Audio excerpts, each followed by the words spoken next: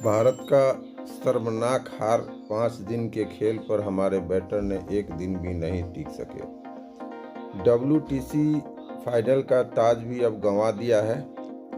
India और Australia test जो Perth में शानदार जीत के बाद उम्मीद की जा रही थी कि भारत एडिलेड में अच्छा करेगा, लेकिन भारत एडिलेड में भी शर्मनाक हार कर दिया और ऑस्ट्रेलिया ने 10 विकेट से दूसरा टेस्ट मैच जीतकर सीरीज को 1-1 से बराबर कर दी है।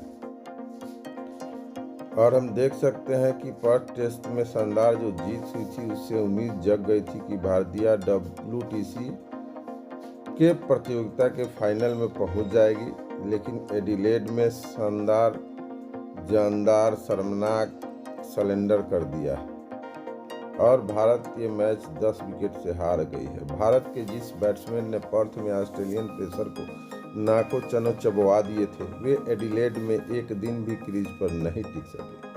नतीजा, भारत ने ऑस्ट्रेलिया के पिंक बॉल से खेले गए दूसरे टेस्ट मैच में 10 विकेट से जीत हासिल की, भारत को 10 विकेट से रौंद दिया।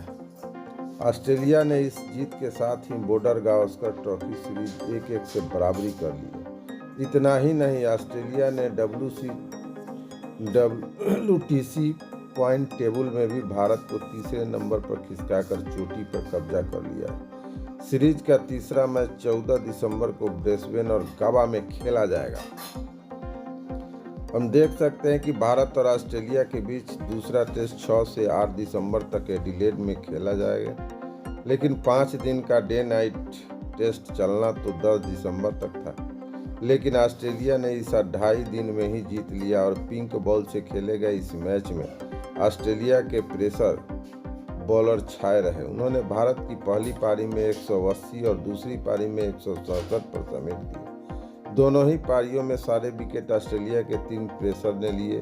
पहली पारी में मिचेल स्टार्क सबसे अधिक 6 विकेट लिए, तो दूसरी पारी में कप्तान पैट कमिंस ने बाजी मारी। इस तरह से भारत को एक शर्मनाक हार पर मजबूर कर दिया और भारत 10 विकेट से ये मैच हार चुका है और इस तरह से WTC पॉइंट टेबल में भी तीसरे नंबर पर खिसक गया है।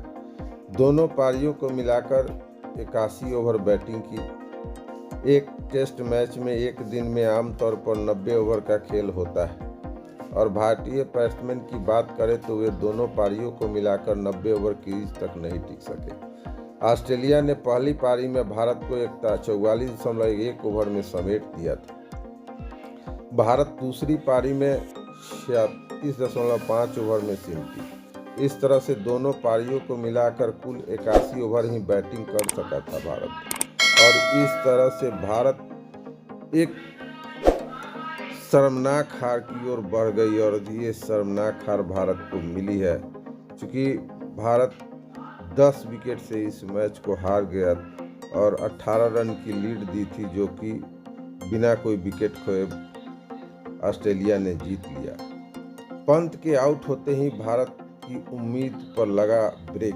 भारत ने 180 के जवाब में ऑस्ट्रेलिया ने पहली पारी में 337 रन बनाए। इस तरह से पहली पारी में 157 रन की लीड मिली।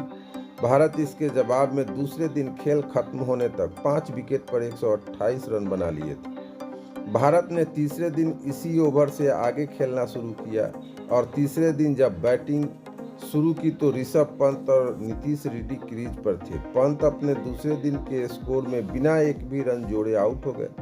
इसके साथ ही भारत की जो उम्मीद थी, जो वापसी की उम्मीद थी, वह टूट गई। हम देख सकते हैं कि नीतीश रेड्डी ने पाली को हार को भी टाल दिया।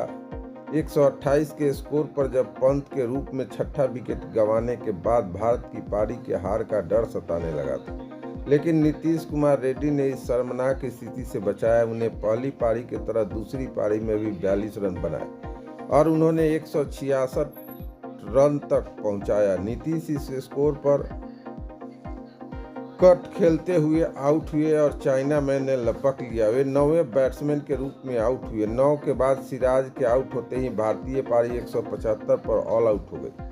इस तरह से ऑस्ट्रेलिया ने इस मैच को 19 रन का ऑस्ट्रेलिया को जीत के लिए 19 रन का लक्ष्य जो उन्हें बिना विकेट खोए गंवा दिया। थैंक यू, नमस्कार।